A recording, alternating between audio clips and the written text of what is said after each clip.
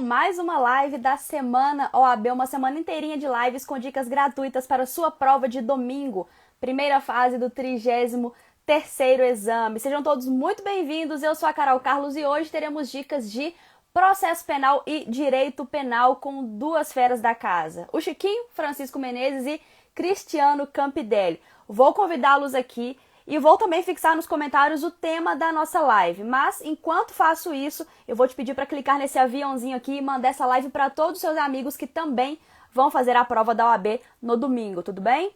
Vou fixar aqui, então, nos comentários, semana OAB, penal e processo penal.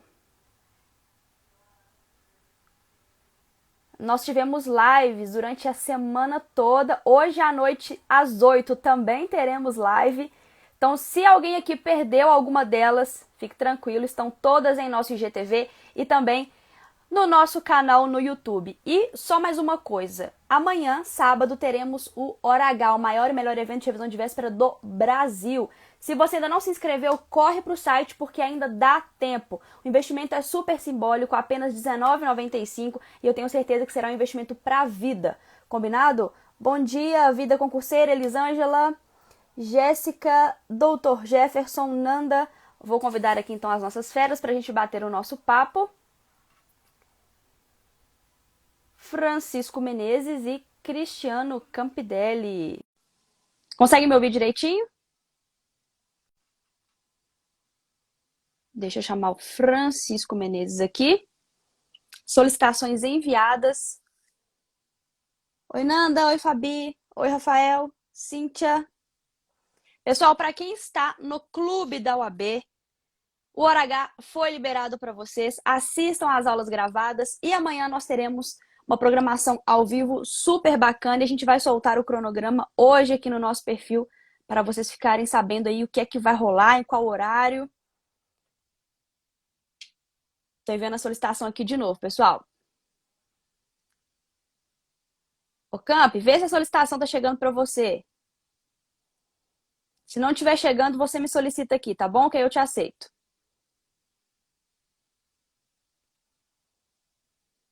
Ô, Chico, tô te mandando aí também, tá bom? Deixa eu chamar o Chico aqui de novo.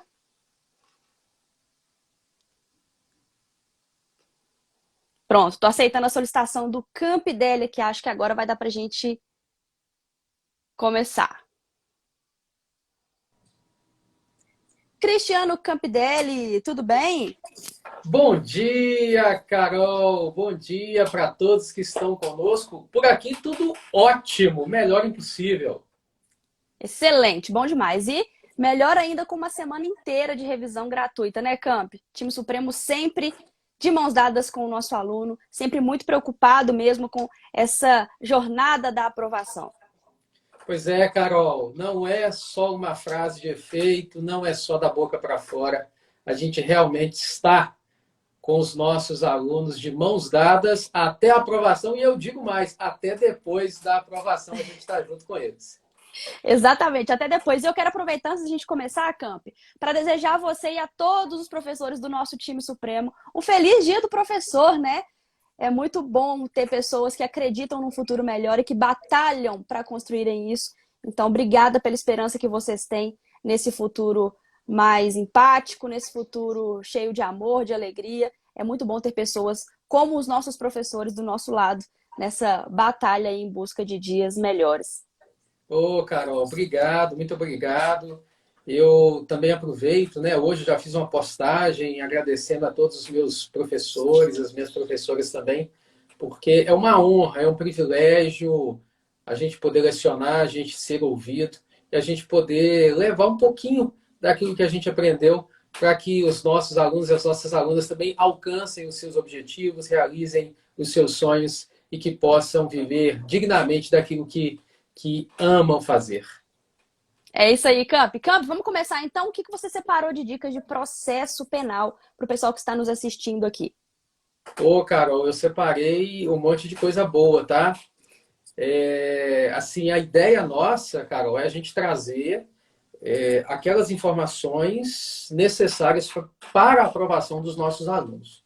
E trazer isso de uma forma bem clara, objetiva, para ativar a memória de curto prazo. Então, a gente vai começar, Carol, com uma questão relacionada ao direito ao silêncio. Quando a gente fala de direito ao silêncio, a gente sabe que a Constituição, ela expressamente assegura o direito do preso ficar calado.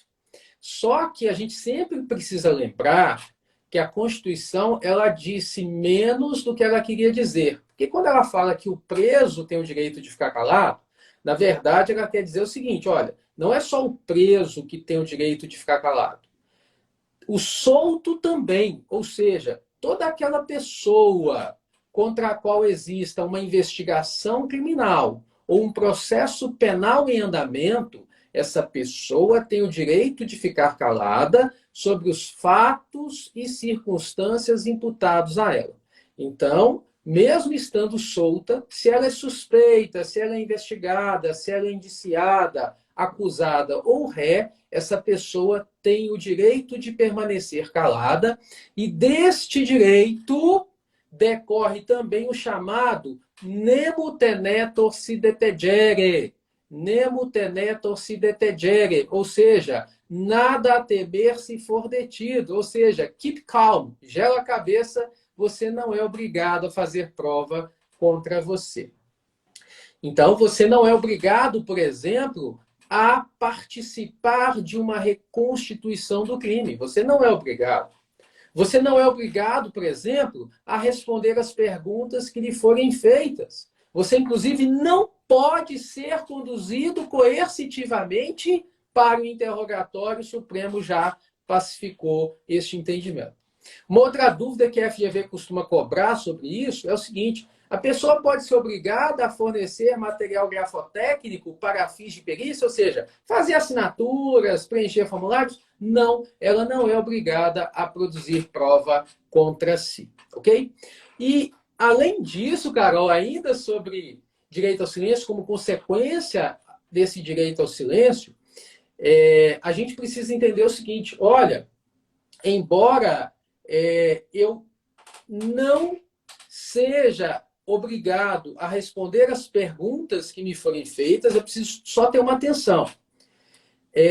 Quanto à minha qualificação, existe uma súmula, a súmula 522 do STJ, que fala que quanto à minha qualificação, eu preciso responder porque o fato de eu mentir, o fato de eu me atribuir uma falsa identidade é punível criminalmente. Então, se eu me atribuir uma falsa identidade, eu posso ser responsabilizado por isso. Então, embora eu tenha o direito ao silêncio sobre fatos e circunstâncias imputados a mim, eu preciso responder com a verdade no que tange a minha qualificação. Ou seja, meu nome, minha filiação, minha data de nascimento, né, outros dados qualificativos, eu preciso dizer a verdade. Então, a primeira dica, direito ao silêncio, está dada com, digamos, as principais vertentes dela. Posso ir já para a nossa segunda dica de hoje? Podemos. Pessoal, vocês estão anotando aí, né? A primeira dica já foi, vocês estão vendo que a live é dinâmica. Bora de segunda dica, então. Vamos lá. Então, além do direito ao silêncio, Carol, eu quero trazer também a questão da presunção de inocência. A presunção de inocência é algo muito importante na Constituição. A Constituição estabelece que ninguém será considerado culpado até o trânsito em julgado de uma sentença penal condenatória. Ou seja, todos nós, Carol, eu, você, as pessoas que estão nos assistindo, todos nós somos presumidamente inocentes. Se nós somos presumidamente inocentes, o que acontece? Significa que quem nos acusa é que tem o ônus de provar as suas alegações. Quem nos acusa de alguma coisa é que tem que provar aqueles fatos e circunstâncias imputados a nós. E se o nosso acusador, quer seja o Ministério Público na ação pública, quer seja o querelante na ação privada, se o nosso acusador não fizer prova o bastante, não fizer prova o suficiente para a condenação, se restar dúvida, na dúvida a decisão deve ser em nosso favor, porque indúbio pro réu, ou princípio do favor rei. Em caso de dúvida, esta dúvida resolve-se em favor da defesa.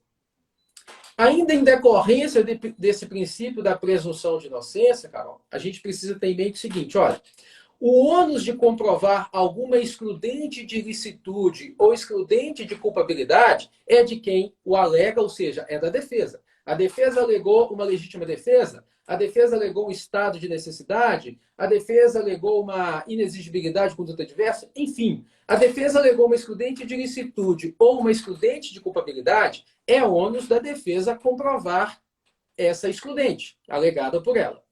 Mas no caso da defesa, mesmo quando ela não traz uma prova cabal da excludente de ilicitude, mas ela traz à defesa uma prova suficiente para gerar na mente do julgador uma fundada dúvida, esta fundada dúvida também se resolve em favor da defesa. Então, a FGV costuma perguntar, se a defesa alegar uma excludente de ilicitude ou uma excludente de culpabilidade, e não conseguir comprovar isso cabalmente, mas gerar na mente do julgador uma fundada dúvida quanto à existência dessa excludente de ilicitude ou quanto à existência dessa excludente de culpabilidade, o juiz deve condenar? Não, mentira. O juiz deve absolver. Por quê? Porque a dúvida resolve-se em favor do réu. Mesmo que seja uma dúvida, fundada dúvida quanto à existência ou não de uma excludente de ilicitude ou de uma excludente de culpabilidade, que é ônus da defesa comprovar, mesmo essa fundada dúvida resolve-se em favor do réu. Isso está no artigo 386, inciso 6 do Código de Processo Penal. Pois bem, ainda em decorrência da presunção de inocência, Carol, o Supremo Tribunal Federal pacificou o entendimento de que não cabe mais execução provisória de pena após condenação em segunda instância, é preciso trânsito em julgado da sentença penal condenatória. Então, o sujeito foi condenado em primeira instância, houve confirmação da condenação pelo Tribunal Recursal, Tribunal de Justiça, se for um crime estadual, Tribunal Regional Federal, se for um crime federal. Mas a interpôs um recurso especial e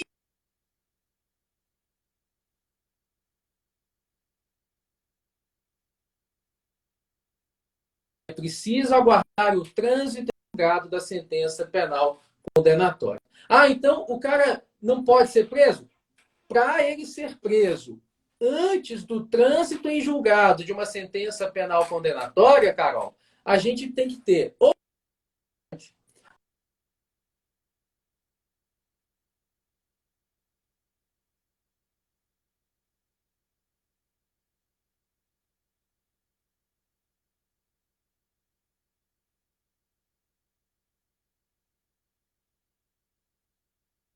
não houver a prisão preventiva, ela vai aguardar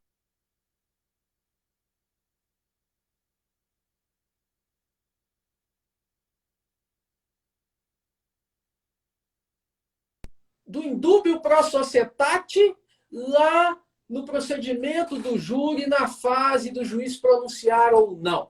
O Supremo já se manifestou sobre isso também. Atenção, atenção. O Supremo já se manifestou no final do ano passado, dizendo o seguinte, olha, não cabe decisão de pronúncia única e exclusivamente com base em elementos informativos colhidos na fase de inquérito.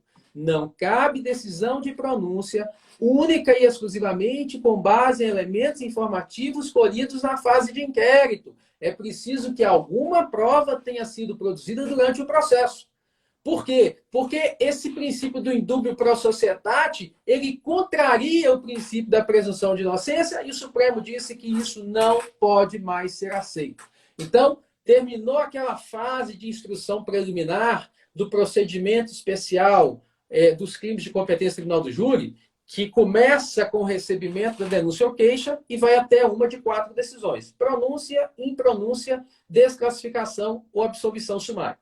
Essa fase é presidida toda ela pelo juiz togado, pelo juiz de direito da vara criminal ou do tribunal do júri. Né? Um juiz togado, concursado, é que decide esta fase. Só a segunda fase, em plenário, é que é decidida pelo conselho de sentença, pelos 7 jurados. Então, essa primeira fase, para o juiz pronunciar e mandar o réu a julgamento em plenário lá perante o conselho de sentença, é preciso que haja provas produzidas em contraditório judicial. Não pode o juiz se fundamentar única e exclusivamente com base em elementos informativos colhidos durante o inquérito, alegando o suposto indúbio pro societate, porque o indúbio pro societate contraria o princípio da presunção de inocência. Ok?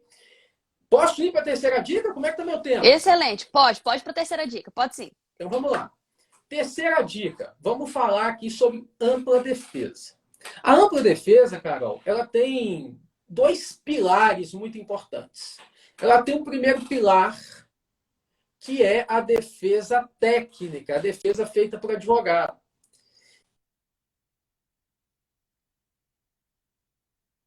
Que ela fala que a falta de defesa técnica é hipótese de nulidade absoluta.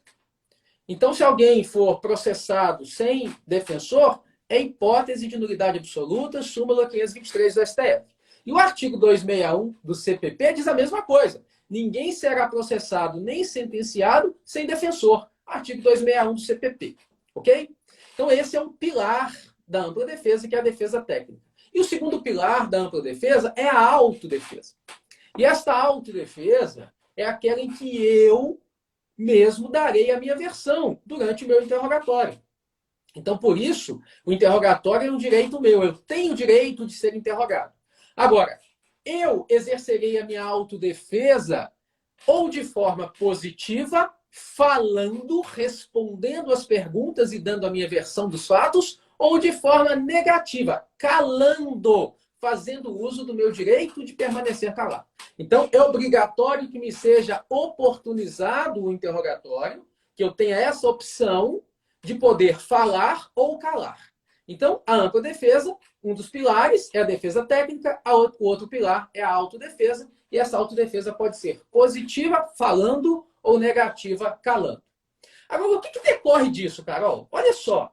Se eu tenho o direito de escolher se vou falar ou se vou calar, o que tem que acontecer antes? Antes tem que ser colocadas todas as cartas na mesa.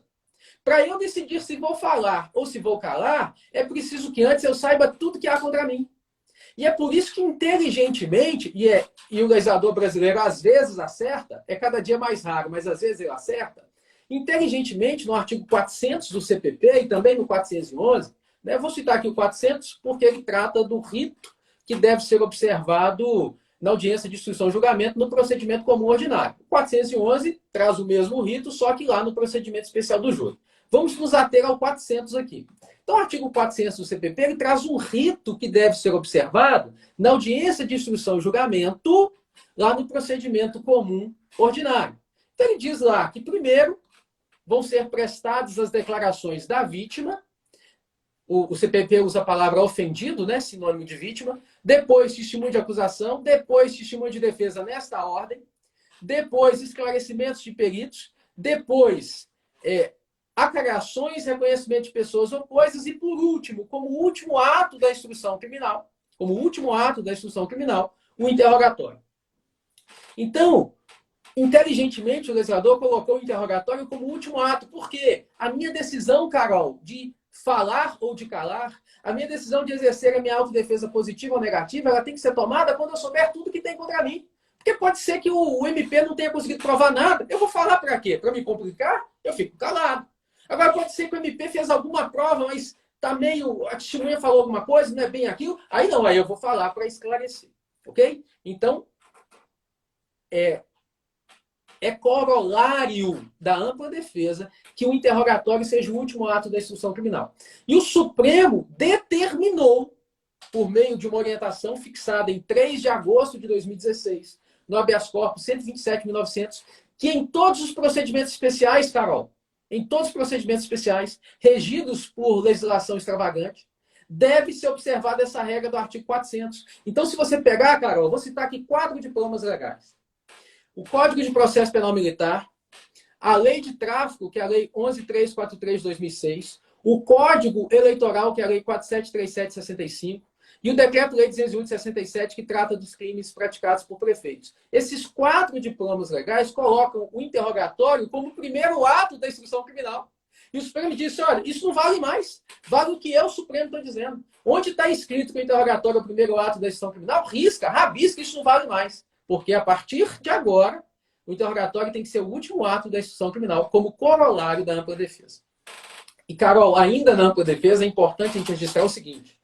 Em outubro de 2020, eu sou desse mês de outubro, né? Dia 27 agora, eu chego aos meus 4.4, né? 44 anos já de idade, dia 27 de outubro. Vou comemorar, Carol, no melhor estilo de professor, dando aula na Academia Nacional de Polícia em Brasília. É onde eu vou comemorar. Que honra, excelente! Honra demais, Carol. Então é o seguinte, nessa questão, o que o Supremo decidiu em outubro do ano passado? Ele decidiu o seguinte, olha, quando a gente tiver colaboração premiada dentro do processo, deve ser observada, deve ser obedecida a ordem constitucional sucessiva. Ou seja, se eu tiver colaboração premiada, nas alegações finais, primeiro fala o MP, depois, sucessivamente, no prazo de 5 dias, fala a defesa do réu colaborador e, por último, fala a defesa do réu delatado. Então, o Supremo decidiu isso em outubro de 2020 e aí, em outubro de 2019, corrigindo aqui, outubro de 2019, tá? Perdão. E aí, em dezembro de 2019, 2 meses depois, o legislador brasileiro, com a lei anticrime, positivou essa mesma regra no parágrafo 10A do artigo 4º da Lei 12.850, a Lei de Organização Criminal, dizendo o seguinte, olha, só que ampliou, positivou essa regra ampliada, dizendo o seguinte, em todas as fases do processo em que tiver colaboração premiada, o réu delatado fala depois do réu que o delatou. Então, atenção, você que vai fazer a prova no domingo, se tiver colaboração premiada lá no seu caso, primeiro fala a acusação, depois, sucessivamente, fala a defesa do réu colaborador, que fez a colaboração premiada, e, por último, fala a defesa do réu delatado em todas as fases do processo. E aí, Carol, como é que está o meu tempo? Pode dar mais uma, enquanto isso eu chamo o Chiquinho aqui. Tá, pode ir mais. A última dica, então, Carol. Beleza. Para os nossos alunos e para as nossas alunas. Gente, atenção. Atenção. O artigo 316, parágrafo único do CPP, ele fala que o juiz que determinou a prisão preventiva deve, a cada 90 dias, reavaliar a necessidade de manutenção dessa prisão preventiva. Mas tanto o STJ quanto o STF disseram o seguinte, que essa é uma obrigação do juiz ou tribunal que decretou a prisão preventiva. Então, se o caso está no tribunal, não tendo o tribunal decretado aquela prisão preventiva, se o caso está no tribunal para julgar o recurso, essa obrigação não incumbe mais ao tribunal, porque o tribunal não decretou aquela prisão. Então, o artigo 316, parágrafo único, ele determina que o órgão do Poder Judiciário que decretou a prisão preventiva tem que reavaliar a sua necessidade a cada 90 dias.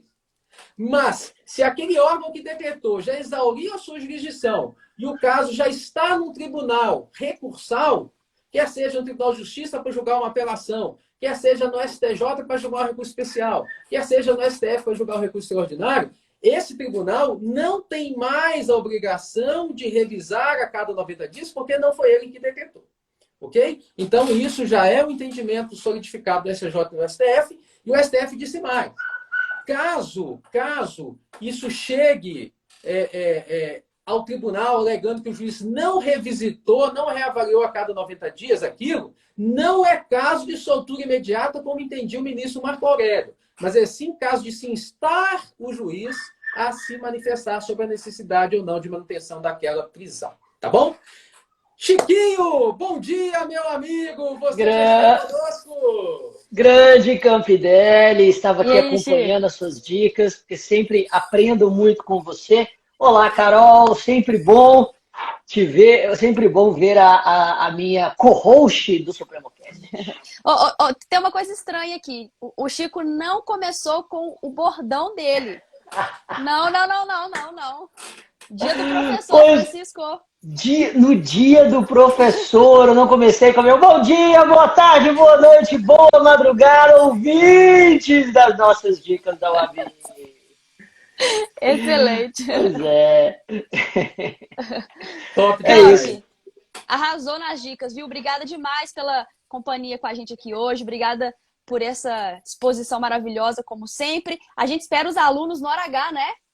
É isso aí, Carol. Com certeza, Hora H vai estar top de linha. Não percam outras dicas. São outras dicas valiosíssimas para vocês, porque é impressionante como a gente consegue, nesses eventos de véspera, nos nossos cursos, a gente ativar a sua memória e fazer você acertar um monte de questões, porque a gente dá um monte de questões nesses eventos. Não percam o nosso Hora H.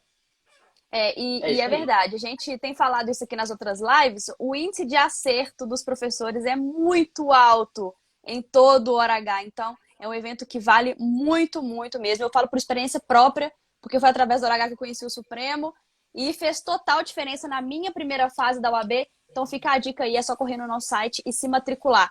Camp, valeu demais, viu? Sempre com a gente aqui, sempre participando das lives, obrigada mesmo, de coração. Beijo, Carol. Beijo, Chiquinho. Um abraço Beijo. forte para vocês. Valeu. Beijo, Camp. Valeu. Até mais. E aí, Francisco? E aí, certo? Carol? Tudo bem com você? Tudo certo, tudo tranquilo. Tudo certo. Opa, Chiquinho, o que você trouxe aqui de dicas de penal hoje pra gente? Mas antes, feliz dia do professor, né? Feliz dia do... Muito obrigado. Você trabalha também ou só dá aula? Exatamente. Exatamente. Olha, eu agradeço muito a todos os professores que contribuíram ao longo da minha vida para a minha formação, sabe? Eu não seria metade do acadêmico, do advogado, ou até mesmo da pessoa que sou hoje, se inúmeros professores não tivessem contribuído para essa construção. Deixo aqui a minha homenagem a todos os grandes professores que eu já tive na vida. Com certeza é a profissão mais importante que existe, da qual todas as outras dependem. Exatamente, Chico. É isso aí. Mas então vamos lá, Carol, vamos para dicas para a OAB, para a prova de direito penal. Então vamos lá, senhores todos que estão acompanhando. Eu começo dizendo o que provavelmente muitos já disseram. A prova da OAB, da FGV, hoje em dia trabalha com a elaboração de casos concretos, nos quais o aluno vai ser provocado a responder, a dar uma solução jurídica, normalmente na posição de um advogado criminalista, na prova de direito penal, para determinado imbróglio, para determinada situação prática, para um caso prático. Sob esse ponto de vista, algumas matérias acabam perdendo seu apelo. As matérias mais teóricas, mais abstratas, acabam não sendo cobradas diretamente. Então, são substratos do conceito analítico de crime, exceto. Esse tipo de questão você não verá na prova. O que não significa que você não precisa se atentar para a natureza jurídica dos institutos. É claro que precisa. Muitas vezes, a questão vai descrever, por exemplo, um caso de estado de necessidade, que é uma causa de exclusão de licitude. E o caso normalmente é longo, as questões agora estão vindo um pouco extensas, e no final, então, pergunta, olha, o que o advogado deve alegar em processo, deve alegar no processo, em alegações finais sobre a forma de memoriais. E a alternativa normalmente estará concentrada na natureza jurídica do instituto em questão. Então, se estado de necessidade está descrito na questão, a alternativa estará a alegar causa de exclusão de licitude. Então, desde já, esteja sempre atento para conectar a solução de casos concretos a institutos de direito penal, já que é isso que vai ser cobrado de você na prova. Sabendo disso, vamos para os pontos específicos que eu aqui separei.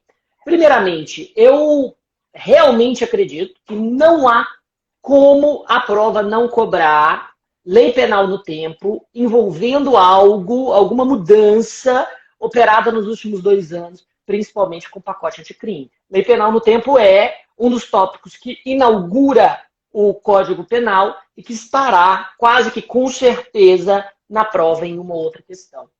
Sob esse ponto de vista, então, é bom saber que existem 2 linhas mestras no que diz respeito à lei penal no tempo, ou seja, o estudo da sucessão de leis penais e seus efeitos nos crimes já praticados. Essas linhas mestras são, número 1, o princípio da anterioridade, que é aquele que afirma que a lei penal não pode retroagir em desfavor do réu, pois não há crime sem lei anterior que o defina, nem pena sem prévia combinação legal.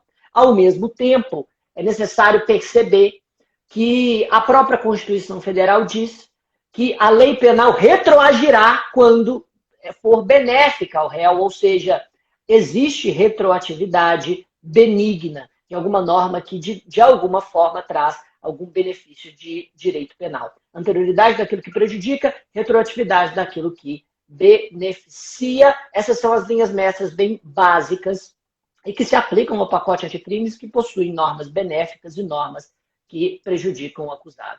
Entretanto, um questionamento que não trarei no hora H, mas que trago aqui, que já caiu antes para a prova da FGV. E se determinada lei trouxer em um tipo penal aspectos benéficos ao acusado e, ao mesmo tempo, determinados institutos que o prejudicam? Se houver, por exemplo, uma causa de diminuição de pena que se aplica àquele caso específico e que veio na Lei Nova, que está prevista na Lei Nova. Mas, ao mesmo tempo, a Lei Nova traz uma pena base mais alta para o crime que foi praticado. No sentido de que o indivíduo praticou o crime sob a vigência da lei antiga e a Lei Nova é, ao mesmo tempo, mais benéfica em uma causa de redução de pena e prejudicial na pena base prevista. A pergunta é muito simples. Pode ou deve o juiz combinar essas leis penais, aplicar apenas os aspectos benéficos da primeira lei, fazendo retroagir apenas os aspectos benéficos da segunda?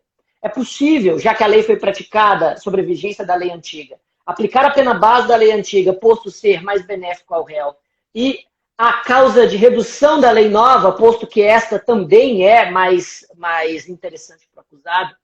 E o mais curioso em toda essa discussão é que tribunais superiores possuem uma resposta categórica para essa pergunta. E a resposta é não. E por quê? A combinação de leis é inconstitucional porque viola a separação entre os poderes, já que o legislador estará criando um retalho, um bem bolado, não é? Uma combinação de leis que gera uma lex tercia, gera uma terceira legislação, usurpando, assim, a função legislativa. E isso está presente tanto na súmula 501 do STJ, quanto no informativo 727 do STF. De maneira que tanto o STJ quanto o STF são bastante tranquilos, bastante pacificados, no sentido de que a combinação de leis é inconstitucional. Entretanto, ainda para fechar a lei penal do tempo, eu quero dizer que existe também uma súmula do STF que é muito caidora na OAB, mesmo porque ela cai como uma luva na resolução de determinados casos concretos, nos quais existe crime permanente. Veja, crime permanente é aquele cuja consumação se prolonga no tempo por vontade do agente. Então, nós temos, por exemplo, o tráfico de drogas na modalidade ter a droga em depósito como crime permanente. Temos também o delito de organização criminosa, porte ilegal de armas, enfim, muitos desses crimes que foram direto e indiretamente até afetados pelo pacote anticrime. Não é? Porte de arma de fogo de uso proibido teve sua pena muito aumentada por uma das normas do pacote. Pois bem, nos crimes permanentes incide o conteúdo da súmula 711 do STF, que basicamente diz que ao crime permanente e ao crime continuado deve-se aplicar a última lei que entra em vigor durante a permanência ou continuidade, mesmo que ela seja mais grave ao réu. Então, a questão pode trazer situações como o Tício, que é sempre o Tício Mévio Caio das questões, o Tício estava com uma arma de fogo de uso proibido que ele havia adquirido há 2 anos. Ele portou a arma por 2 anos e ele foi preso um dia depois de entrar em vigor o pacote anticrime, que aumentou a pena máxima do seu crime de 6 para 12 anos, efetivamente, já que trata-se de uma arma de fogo de uso proibido. E aí, essa nova lei se aplica ao caso, tendo em vista que ele adquiriu a arma na vigência da lei antiga? E a resposta é sim, se aplica, porque porte legal de arma de fogo de uso proibido é um crime permanente, e ao crime permanente aplica-se a última lei que entra em vigor durante a permanência ou continuidade, ainda que seja mais gravosa ao acusado, ainda que esta lei entre em vigor apenas no último dia ou no penúltimo dia em que o indivíduo portava a dita arma. Então, esse é um dos pontos interessantes que eu tenho certeza deve aparecer, direto ou indiretamente, na prova da OAB. Minha segunda dica temática diz respeito à teoria do erro em direito penal. Senhores, a teoria do erro, quando nós fazemos aqui um estudo estatístico, é o tema mais caidor na prova da OAB. Então, veja o quão grave é isso. A teoria do erro é o tema que mais cai na prova da ordem em direito penal, é claro. E justamente porque muitos casos concretos podem ser resolvidos com determinadas situações nas quais o agente não sabia de algo que era relevante para a resolução daquele imbróglio, não sabia de algo relativo à prática de crime. Já que erro é o desconhecimento ou a falta de consciência de algo, de algum objeto que é relevante juridicamente. Sob esse ponto de vista, é bom levarmos em consideração que o direito penal possui erros essenciais e erros acidentais. Os erros essenciais são aqueles nos quais o agente erra sobre algum elemento que compõe o conceito analítico de crime. Ou seja, ele erra com relação à presença de algum elemento do tipo penal, ele erra com relação à ilicitude e, portanto, não tem potencial consciência da ilicitude. Enfim, o erro essencial é aquele que, se inevitável, provavelmente afastará a existência do próprio crime. Já o erro acidental é aquele que diz respeito a aspectos periféricos da execução. Ou seja, se avisado de um erro acidental, o que o agente possivelmente vai fazer é modificar a sua conduta para praticar o crime do jeito que inicialmente pretendia. Sob esse ponto de vista, nos erros essenciais, existem 2 principais, que são o erro de tipo e o erro de proibição. E o erro de tipo essencial é aquele que existe quando o agente, por não saber o que está fazendo, não percebe que aquilo que faz se adequa a um elemento de um tipo penal.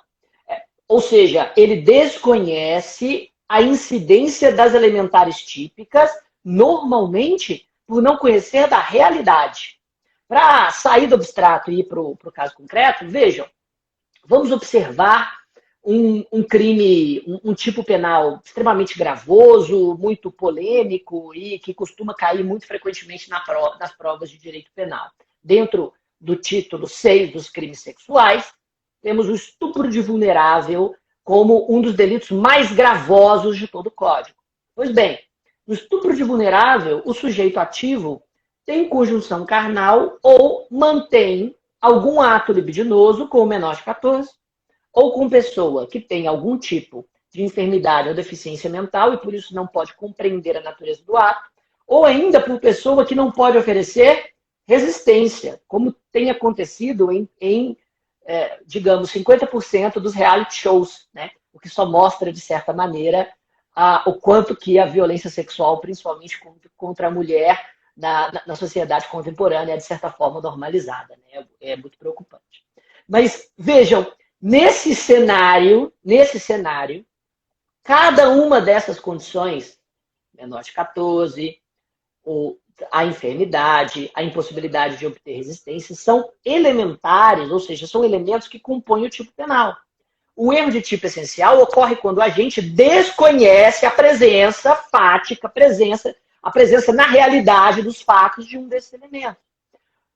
Trocando em miúdos, se o agente não sabe que se trata de menor de 14, se o agente não sabe que se trata de pessoa deficiente, enfim, ele está em erro de tipo essencial no estupro de vulnerável. Questão que já foi explorada pela prova da FGV 2 vezes. E o erro de tipo essencial, conforme o artigo 20 do Código Penal, afasta o dolo e permite a punição por culpa. Como não existe modalidade culposa em nenhum crime sexual do Código Penal, nesse contexto, o agente estará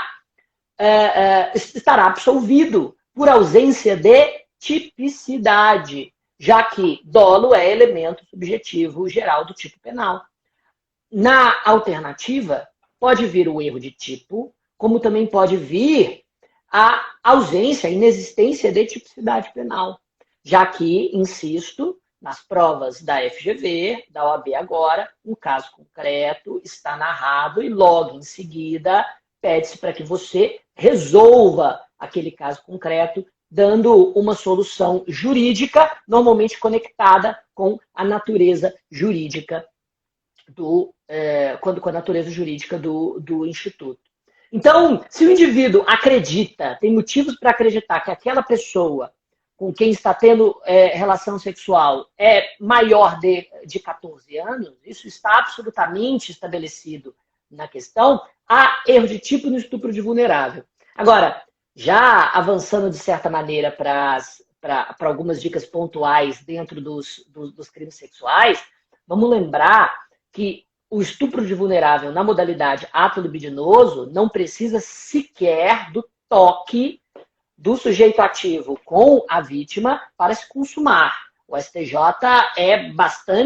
já está bastante pacificado no sentido de que a mera contemplação lasciva, até mesmo em ambiente virtual, poderia levar ao estupro de vulnerável. E mais, não deve se discutir a natureza da vulnerabilidade da vítima. Ou seja, não deve se discutir se a vítima tinha experiência sexual anterior ou não. Ela é presumida quando está naquelas condições de vulnerabilidade do artigo 217.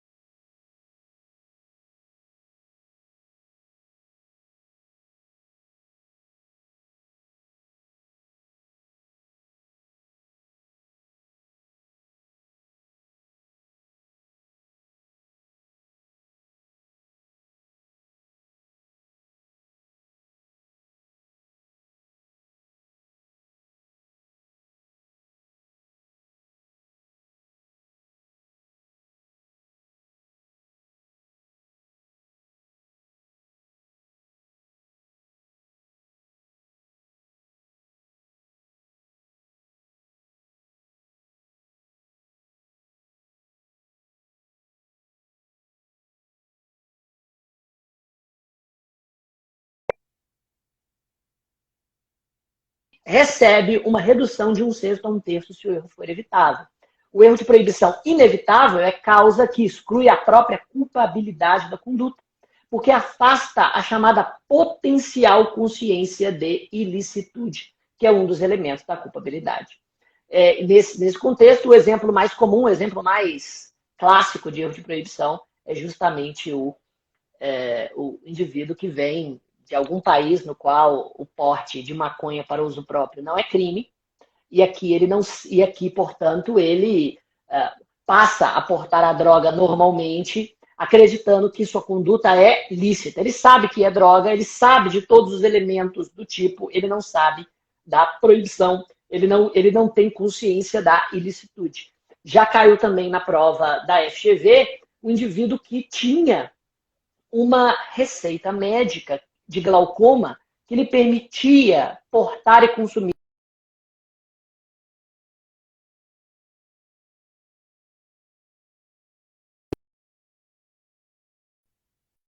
que isso estava de acordo com a regulamentação, quando na verdade não estava. Uma questão de erro de proibição e não de erro de tipo, uma vez que o agente conhece da realidade, ele não conhece da ilicitude que recai sobre o seu comportamento. Dá tempo de mais uma dica? Diga. Dá tempo. Essas dicas, com esses exemplos, são sensacionais. Eu falei isso ontem porque como a FGV é uma banca que cobra muitos casos concretos e casos com muitos detalhes que podem confundir o aluno, traz uma situação ali peculiar, uma situação estranha. Então, excelente você falar disso, porque o aluno batendo o olho ali na prova vai saber do que é que se trata.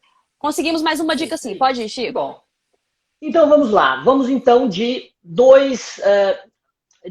primeiro, um julgado, duas normas que dizem respeito à legítima defesa. Primeiro é uma das modificações do pacote anticrime.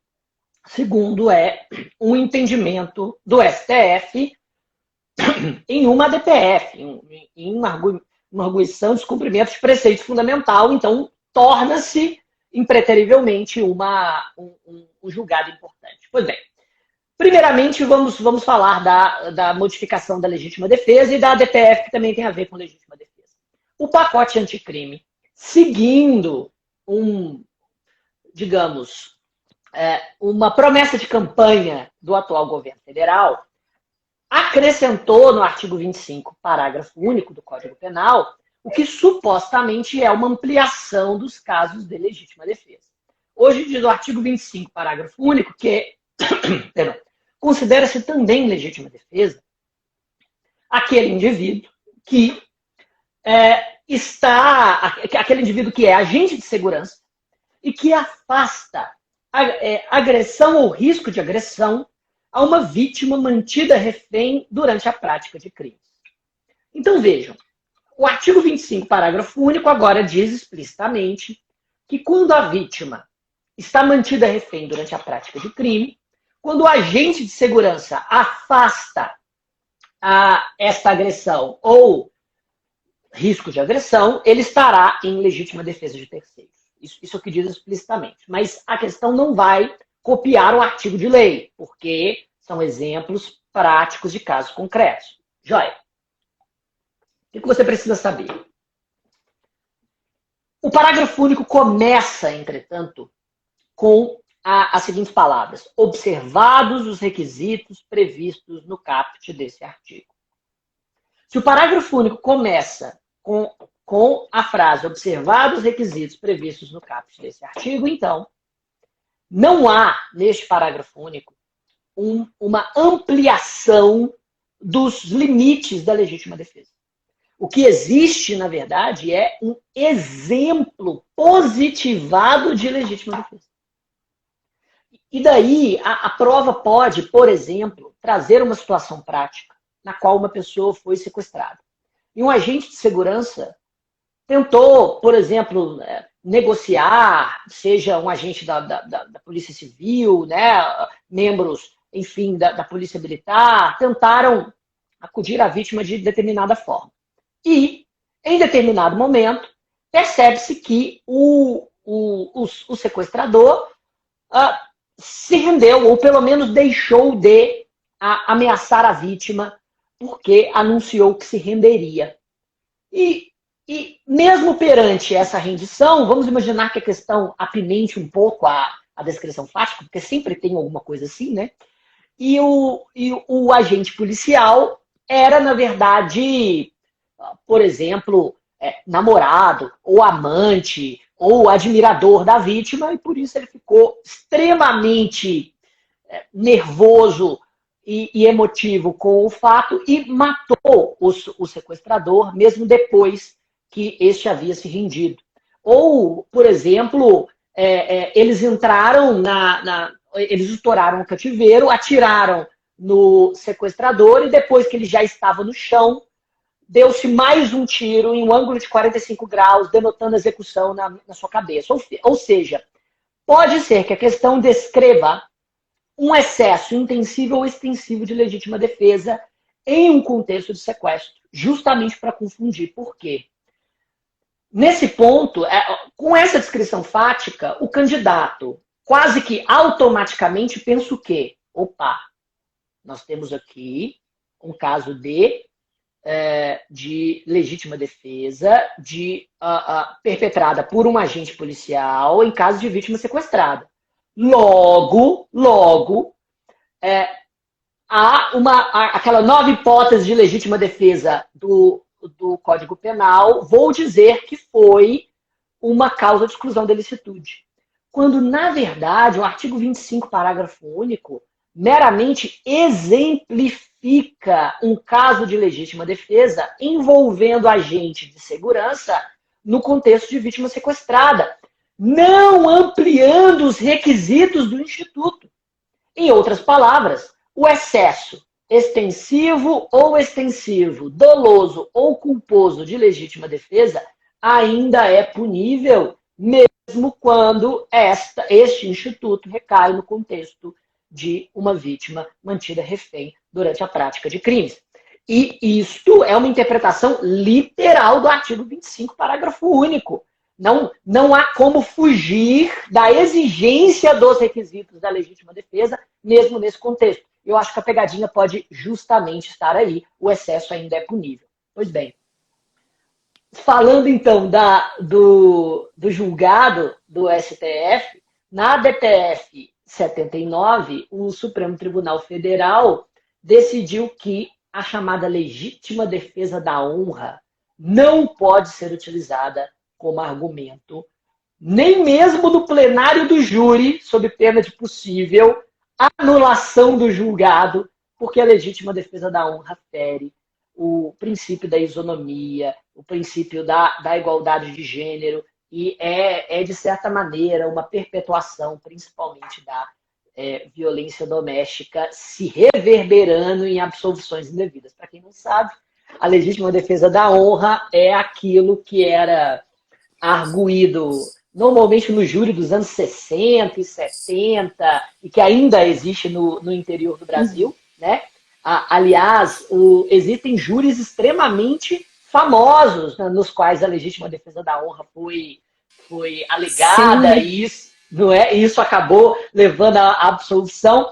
E nesta tese, basicamente o seguinte: se o marido, se o cônjuge mata a esposa em adultério, levado, portanto, pela intenção de lavar a sua honra ferida perante aquela traição, ele poderia ser absolvido. A verdade é que a legítima defesa da honra, a morte da esposa adúltera em flagrante adultério, nunca foi uma tese, digamos, contemplada pela lei, nem mesmo pela Constituição. O grande ponto é que no tribunal do júri, os jurados, eles decidem pela íntima convicção, já que no tribunal do júri vigora a plenitude de defesa, na qual o advogado pode alegar argumentos que não são jurídicos, que são emotivos. E, portanto, os jurados deixam muitas vezes, né, machistas e, de certa forma, aliados a essa noção mais patriarcal de apreço ao homem alfa que lava sua honra matando a esposa traída. Nesse contexto, os jurados muitas vezes absolviam, se deixando levar por uma tese que de nada tem de jurídico. Eu, sinceramente, apesar de eu achar extremamente salutar que a afirmação de que legítima defesa da honra não tem lugar na sociedade atual, e sinceramente nunca teve, né? Matar alguém porque essa pessoa o traiu, pelo amor de Deus, né? Se o caso é de adultério, termine com a pessoa e viva a sua vida da melhor forma possível, né? As pessoas dão tanta importância para isso, mas isso se liga com a moralidade judaico-cristã, que é uma outra conversa. Tudo bem. apesar de eu concordar com todas essas afirmações, para ser muito sincero, eu não vejo com muito bons olhos o julgado do STF. Por que não? Porque ele atenta contra o princípio constitucional da plenitude de defesa do tribunal do júri, já que o réu, através do seu defensor, realmente pode alegar todo tipo de matéria que, mesmo que não seja jurídica, mesmo que seja de cunho emocional. E os jurados decidem conforme sua íntima convicção. Por mais que determinados argumentos sejam injustos e até de mau gosto, a plenitude de defesa significa justamente que argumentos que não se amparam na letra fria da lei são possíveis quando utilizados em prol do defensor, já que os jurados são leigos em direito.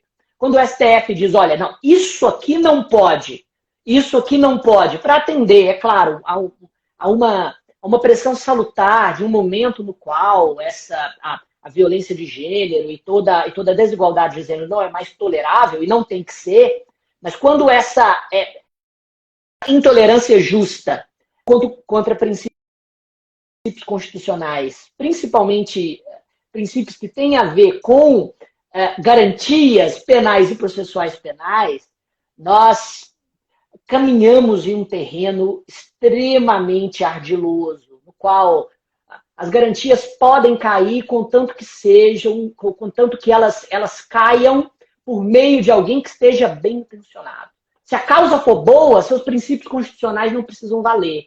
E olha, basta um pequeno giro ideológico para aquilo que é considerado a causa boa ser uma causa que hoje nós repugnamos ao extremo. Então, enfim, fica aí a minha rápida crítica ao STF. Excelente. Excelente, Chico. Sempre com críticas bem incisivas e muito bem fundamentadas.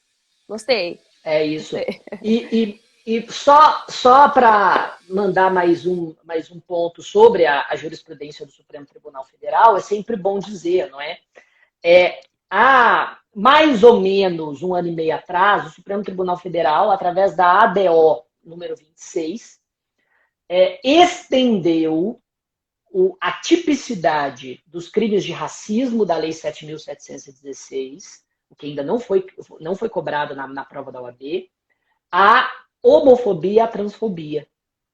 E essa foi uma decisão extremamente importante, extremamente clara, justamente porque a prova pode perfeitamente descrever um caso no qual alguém teve seus direitos obstruídos, por exemplo, por motivos de preconceito envolvendo sexualidade, por motivos de não foi aceito determinado trabalho por ser gay, ou não foi aceito determinado estabelecimento comercial por ser transexual.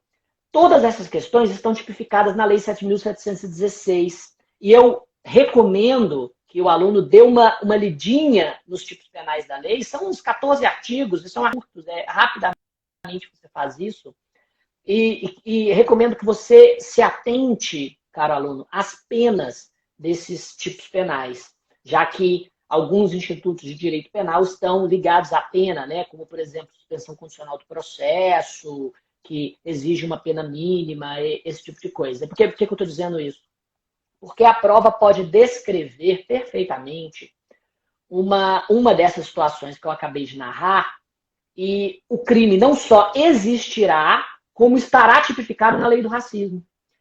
Já que, hoje, homofobia e transfobia também são considerados espécies de racismo. O que o Supremo Tribunal Federal fez, e é interessante ver a forma como eles doutrinariamente tentaram amarrar essa decisão na ciência jurídica, eles estenderam o significado do termo raça, que é elementar do tipo da Lei 7.716, àqueles grupos sociais que sofrem algum tipo de estigmatização por suas características inatas, por suas características inerentes.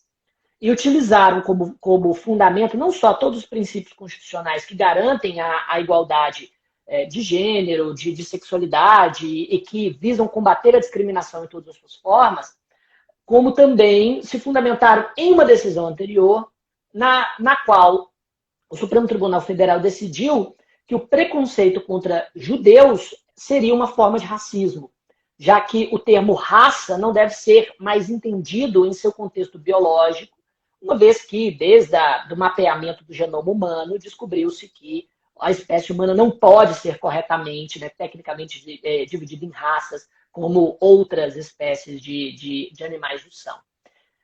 Então, a questão pode descrever uma situação assim. Fica aqui uma dica técnica. O Supremo Tribunal Federal, na sua decisão, estendeu os efeitos de termo raça aos crimes de racismo da Lei 7.716. De nada falou sobre a injúria preconceituosa ou injúria racial. Ou seja, na minha opinião e na opinião da maioria dos penalistas hoje, se houver uma injúria, ou seja, uma ofensa particular, uma ofensa que visa atingir a honra subjetiva da pessoa, através, né, de sinais, palavras, gestos, ou algum tipo de xingamento que ofenda a dignidade ou o decoro, e esse xingamento envolver aspectos de homofobia ou transfobia, então nós teremos uma injúria simples, uma vez que nós não temos nesse contexto um crime de racismo em termos estritos. Mas, se um dos tipos penais da Lei 7.716 estiver previsto, estiver tipificado envolvendo homofobia e transfobia, aí sim nós temos crimes de racismo narrados na Lei 7.716. E lembrando, é claro, que o artigo 20 desta lei afirma que é crime de racismo induzir, instigar ou de alguma forma tentar diminuir determinado grupo racial, étnico ou religioso ou de origem nacional, seja através de um post nas redes sociais, seja através, né, de algum tipo de manifestação pública, enfim, dirigida ao público. Isso seria, sim, crime de racismo. E quando o racismo tem atributos relacionados à homofobia ou transfobia, haverá racismo em sentido estrito, haverá extensão dos delitos da Lei 7.716.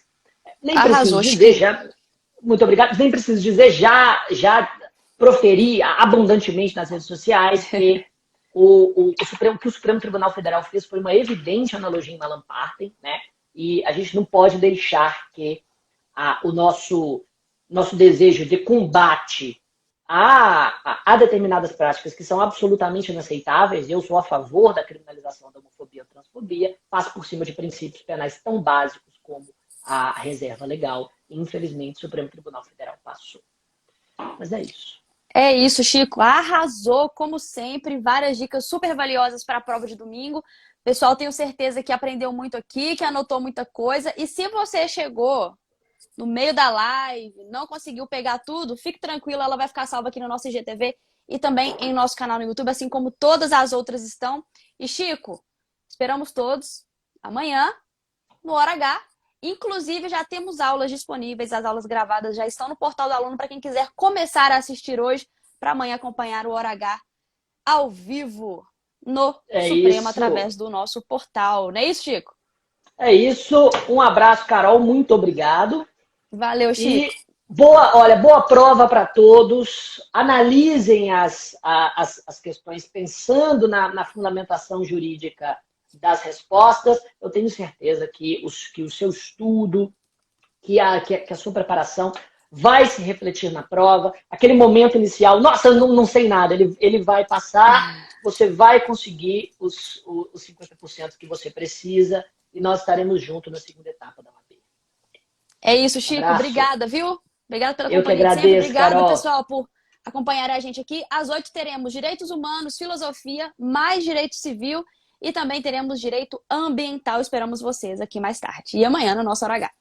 É isso aí. Falou, abraço, mais, Carol. Valeu, Chico. Tchau, gente. Valeu, tchau, tchau.